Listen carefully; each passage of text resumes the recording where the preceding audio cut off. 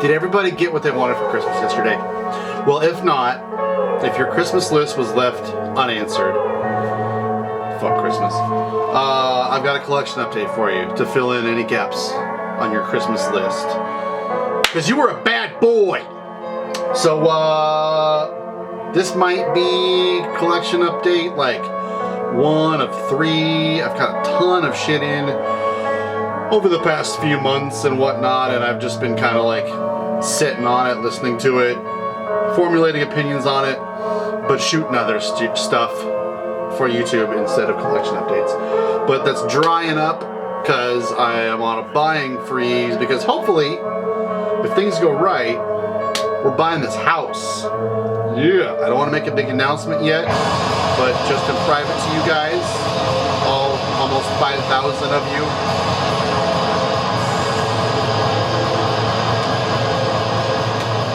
It's going good. It might happen. We'll see.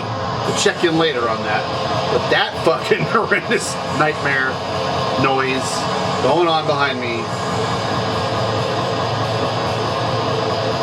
I needed some fucking filth in my life. How about that? I think you probably do too. We're going to be listening to Brolvanatu, Last Living Dream. Nightmarish, murky, doomy, black metal, kind of just fucking all-out insanity. I love this solo project.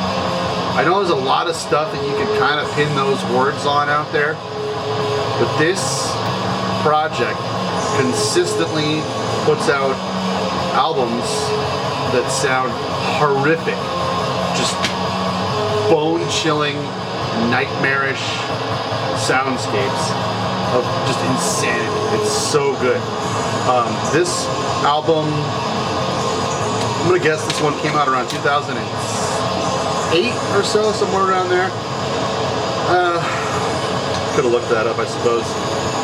But this is a project out of Canada, and after this one, Last Living Dream, the full length that he did was for the label that I formerly partnered with, Pagan Flames, and the album was called Menstrual Extraction Ceremony. And that was also a fucking banger. But I've listened to that one kind of recently, and I wanted to go back to this one. Because the last song on this, and I don't think we'll get to it in this video, but the last song on this is just it's a masterpiece. It's so amazing. There's some like saxophone going on here and there. And even though you know it's like coming up, I don't know, it's always surprisingly just jarring and cold and just pain.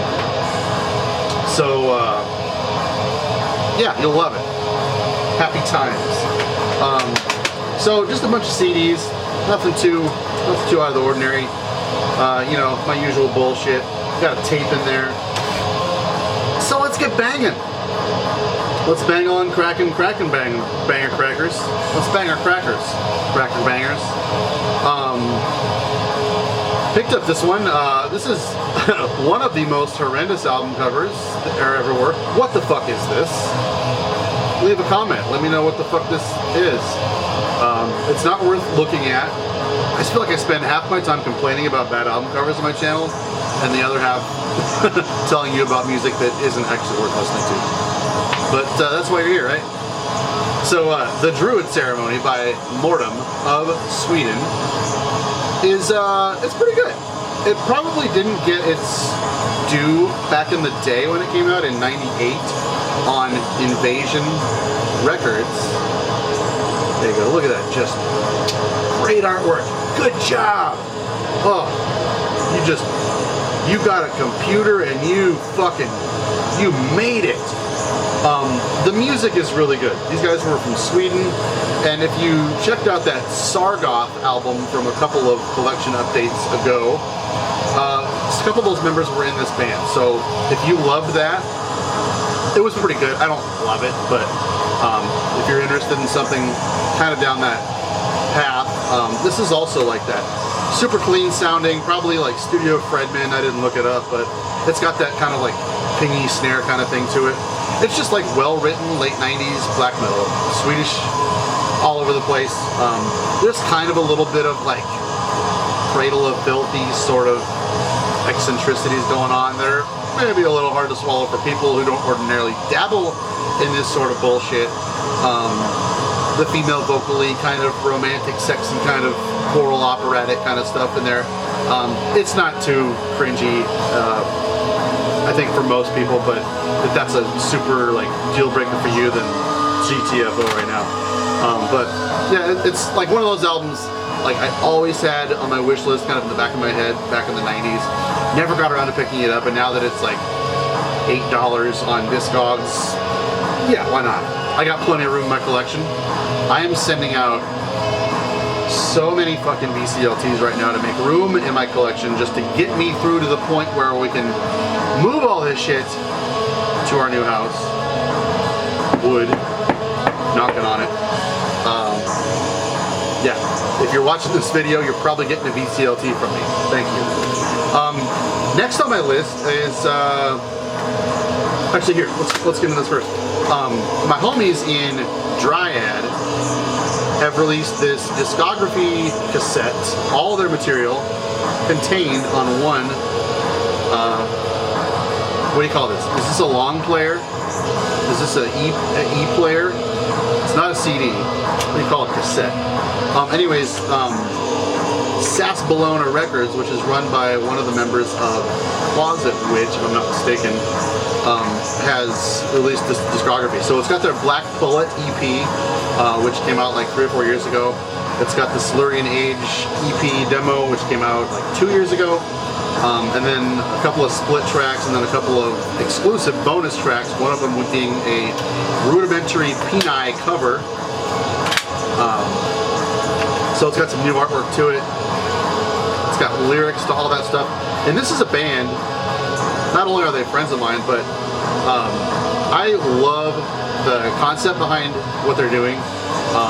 Bringing concepts of like misogyny and fascism and stuff to the forefront, and kind of using this like Tolkien-esque kind of fantasy witchcraft kind of theme to it, and using those themes to metaphorically invert those topics in a clever way, and like kind of helping you understand the reality of these topics by using those metaphors to illustrate them. And I fucking respect that so much about it. But so the lyrics are included here, and I don't think they were included in the Silurian Age cassette, if I'm not mistaken, but having all the Dryad material on one cassette is pretty nice, and they are working on a full length coming out on Prosthetic Records next year, I think. I know COVID has really set them back this year, but I think I'm pretty confident in saying that they'll have that full-length album out next year, and I look forward to it a lot. So he also sent me a shirt, which I'll show in my next video if I remember. He also sent me a Christmas present, and this is a pretty kick-ass Christmas present. A lot of year-end lists had this on there. Azath, Through a Warren of Shadow, out on Pulverized Records, does good shit. This is some ghastly, blasting, just fucking all-out, maniacal black death metal with, like, I really like how there's a muscly dragon on it, because it sounds like it was performed, written, and recorded by a muscly dragon atop a mountain, breathing fire into some high-end microphones. Watcher of the channel as well.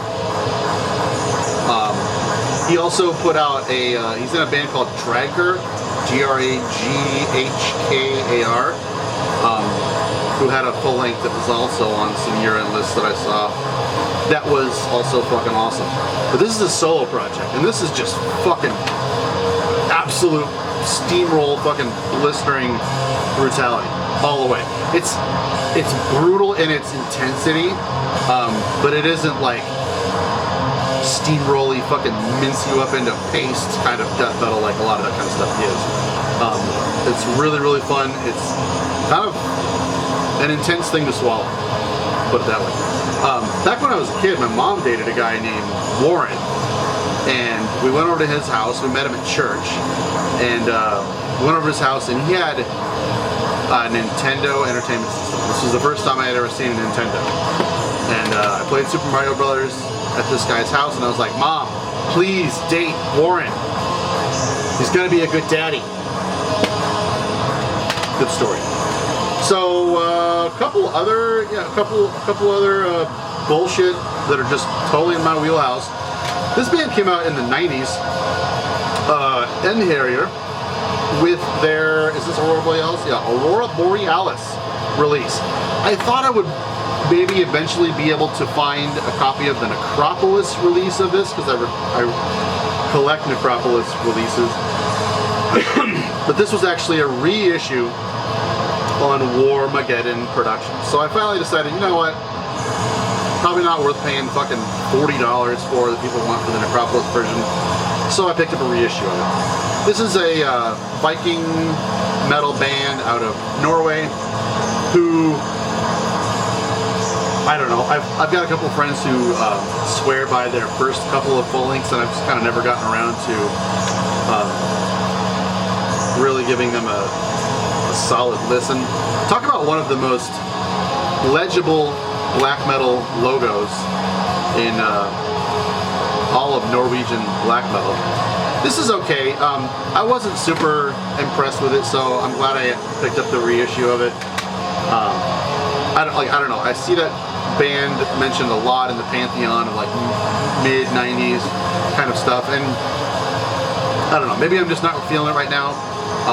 But it was just kind of okay. It's run of the mill. It's not like it was so early on in the iteration of that kind of stuff that it was groundbreaking in any way, I don't think. Definitely in the coattails of Enslaved and that kind of thing. But I got it now. So maybe someday I'll put it in and it'll fucking blow me away like some random stuff tends to do if the mood strikes me. Now this, dude, this thing, it's sometimes an album comes along, even when you've been listening to fucking metal for 23 years, something comes along sometimes where you're just, you don't have the words, or like, you just can't fucking put your mind around how amazingly good an album is. And I don't know, sometimes there's an album where it's like, this is perfect, this is everything that I want, this is doing all the things that I want an album to do, and I love it so much. But this fucking record is like high art that is above me, and I just stand in utter fucking awe of this thing. This band is called Asmodelis, and the album is called Stygian Dreams. I'm going to be doing a long form review of this in the next issue of Arcane Archivist, so look out for that, and I won't spoil it too much, but holy shit. So these guys are from Finland, and this came out last year on Terror from Hell Records, and it's just beautiful. It's totally Hellenic metal, but the band is from Finland, and so there's definitely some familiar Finnish stylings in there. There's definitely a high element or like regard and tribute paid to Catatonia's Dance of December Souls with this. So like, if a Finnish band playing Catatonia's first album in the style of fucking Necromantia of Arathren and Rotting Christ in the early 90s sounds good to you, of course it does. Dude, fucking get this. This is just a masterpiece. Wow. I couldn't believe it.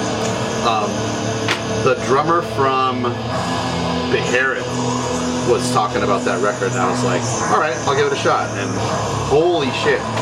All right, so there's some good releases. Now we got to talk about kind of a pooper. I've seen this on stuff.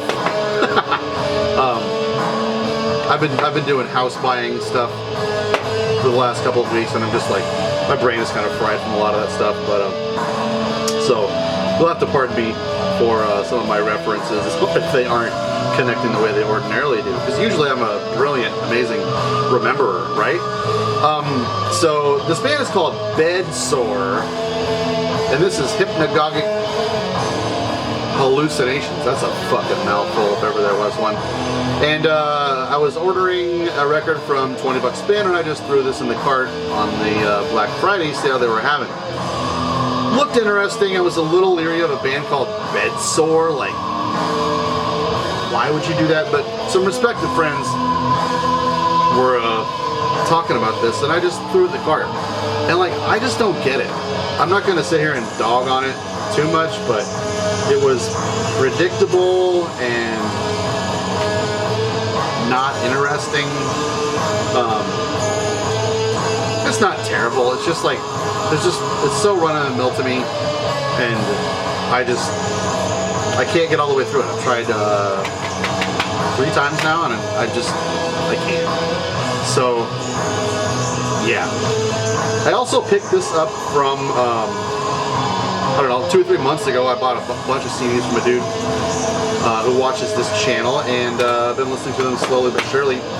So I popped this one in today, Frost Coven, Funeral Hell Chants, Hellfire, and Funeral Bells. Yeah. So the Nuclear War Now put this out back in 2012, and I've always been kind of curious about this band, so stoked to have picked this up. This is an interesting band. I know Pat from Ground Zero Salem is kind of evangelical about this band, and that's kind of where a lot of my interest in this band came from. But yeah, I kind of feel like it's kind of hard to put into words, and it's kind of hard to, you know, draw comparisons to these guys. They kind of have this like lazy, moaning kind of ethereal, slow to mid-paced black metal style about it. It's kind of old school sounding. It sounds very like echoey and hollow and cavernous in a way, but it isn't like brazen and nasty or like aggressive or hateful like a lot of the kind of stuff of this ilk that you would think it would sound like. It's very interesting and kind of nightmarish and gloomy. Speaking of that, dude, this is so good. Yeah, super cool. Stoked to pick this up.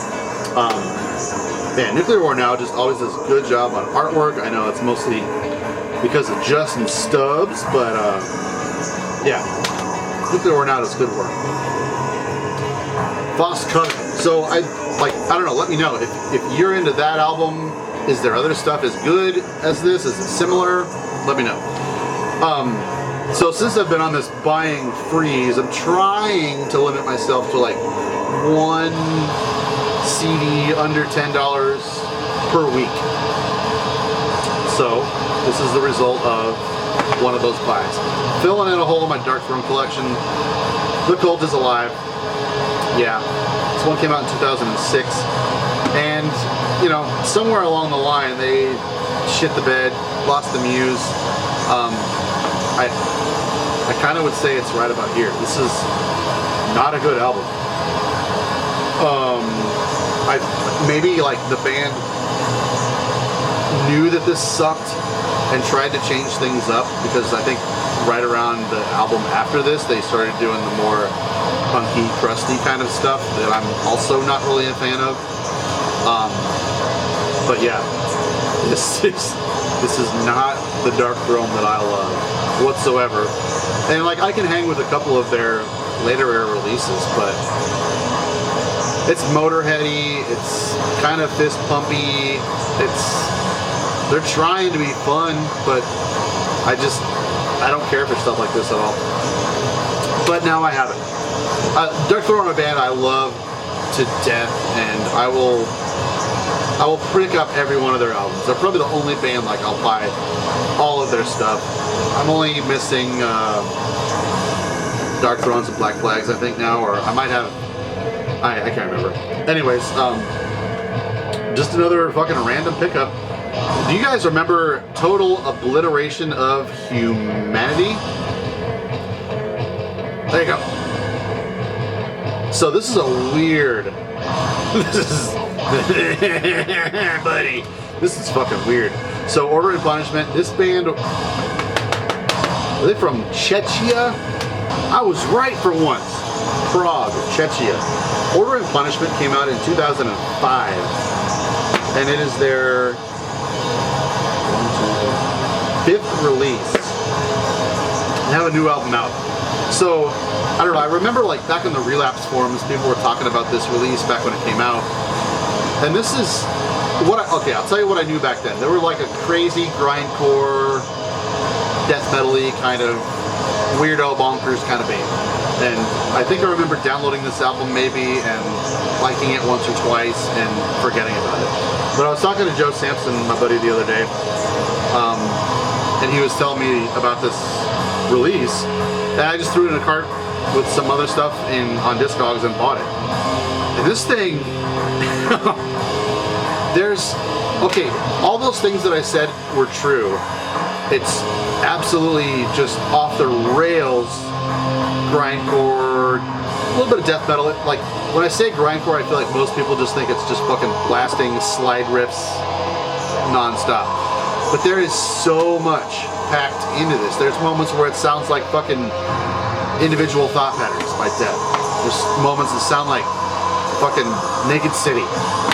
Just weird, just all over the fucking place. I've never heard something sound so ADD, manic, fucking just blitzkrieg of noise. It is a nightmare, wild hell ride. Fucking nuts. I really am impressed by this. And it's probably a good thing that I bought this now and not back in the day. I probably would have not have had the patience for this back when this came out. What a weirdo fucking band. So now that I've got this, I'm going to try and check out some of their other stuff. So they were called Total Obliteration of Humanity, but they mostly go by t.o.o.h. So, but also with like exclamation, upside down exclamation points after and before their name. So yeah, I'll put a link down below so you can track them if you want something to just piss everyone off in the room. It is bonkers. Fucking bananas. So also picked up this one. This is another one of my under $10 CDs. Fluisterwood with Langsgelgenrod, yeah. So I've kind of always wanted to pick this up since Full Moon Productions put this out. This might be one of the final releases from Full Moon Productions, I'm not sure. But this was a Nederlander band, and this came out in 2007. And I've only listened to it once. It is really, really cool. It's just kind of grim, of that era black metal. It is definitely fucking insane black metal. Impressive bass playing. So I mean, some of these band pictures should kind of tell you all you need to know about these guys. Super grim and nasty and evil. The guitar player in this band is also the drummer in Urfast, for a band I love one album of, but I need to find out. I believe no, that's bass. I need to get into more Urfast. There he is. So yeah, super weird, and like I was super impressed by the bass playing in this band.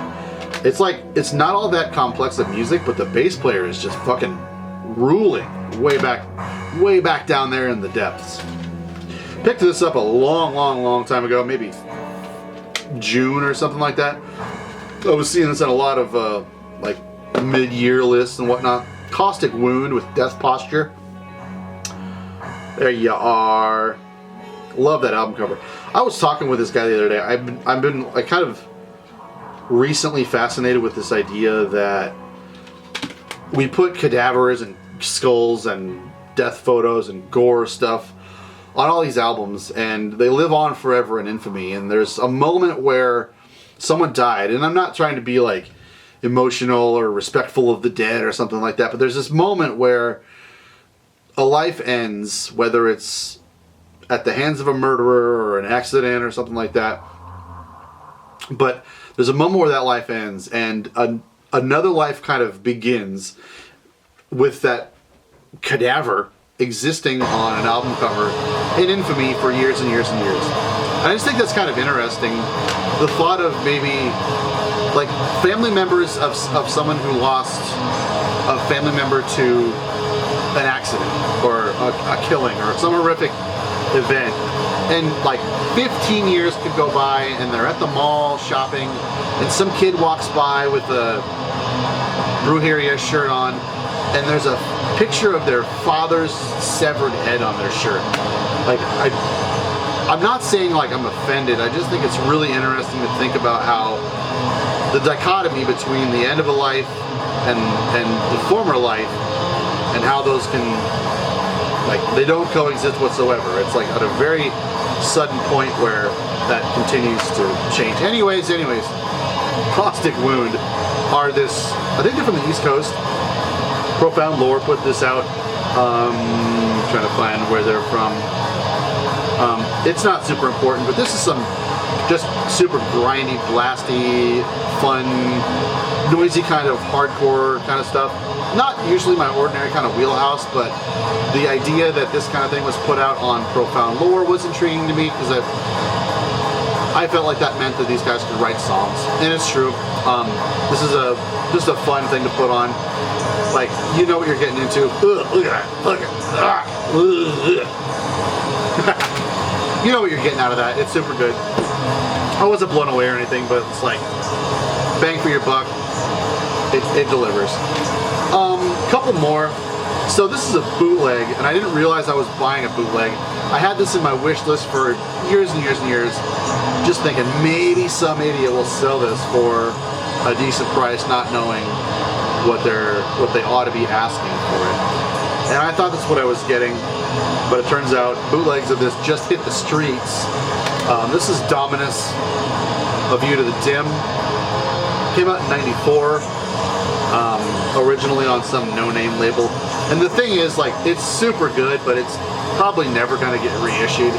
These guys wound up turning into this, like, nu metal groove rock band called Volbeat.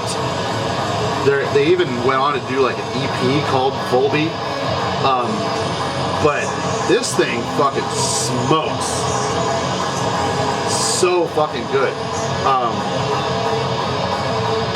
Like an easy comparison to Bull Thrower is right there. They sound a lot like Bull Thrower in many ways, in a super good way. I've never really heard a band that sounds so similar to Bull Thrower in the riffing style. Vocals are fine, they're generic and everything.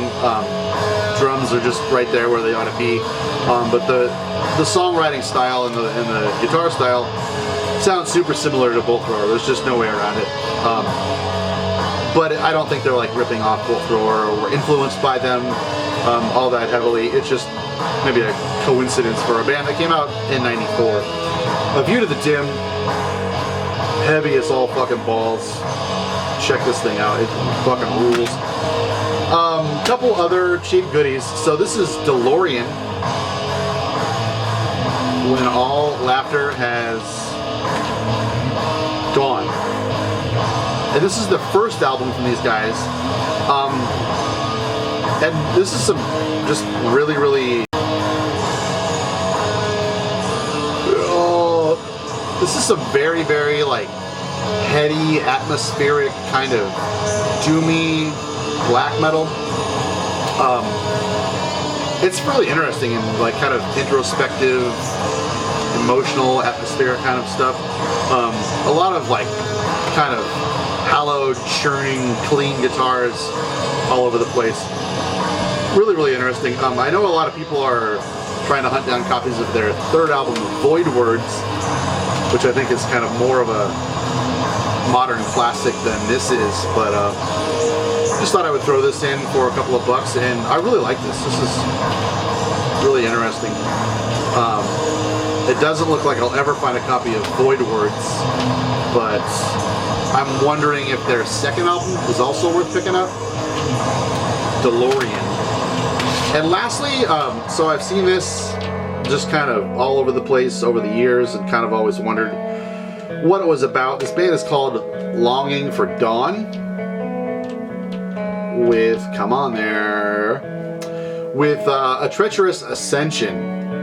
So just bought it not knowing what I was getting into whatsoever, kind of figured it was some kind of emotional, funeral, doomy kind of thing. And that's pretty much dead on what this is. These guys were Canadian, did a couple of albums, and like, I don't know if this is their best by any means, but my buddy Nate Burns was talking about this album in particular, and just thought, you know what, I'm gonna grab it. It reminds me quite a bit of like Mournful Congregation and a lot of that good, super good, just clean tone kind of funeral doom metal. Shape of Despair, stuff like that. A lot of the kind of Doomtober stuff I was talking about a couple of months ago.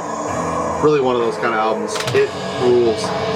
Got on a little bit too long here, but I hope you have checked out something in one of my videos this year that has just really, really made you appreciate underground metal and seeking out old releases, because that's what I do. I want to bring it to attention, things that are forgotten and deserving of your attention.